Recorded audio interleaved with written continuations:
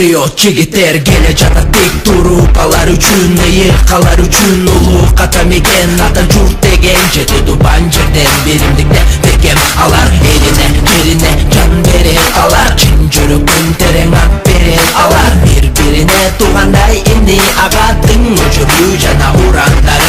Алгандары сыйк күчтүү эр жүрөк келет, намысына бекел жерине тирек. Алар эр жүрөк жери үчүн күйөт, алардын ар бири чындыгы патриот, жететин жек көрөт, бөлүп бөлүнгөндө алардын ар бири тутат бүтүндүктү, эсертеден калган сиңип калган канга, жериң үчүн күрөш, элиң үчүн алга. Жигиттер эр жүрөк, алар ким патриот, эни жерин сүйөт, албетте патриот, мекенине күйөт, чындыгы патриот, алардын каны сек жүрөгү от.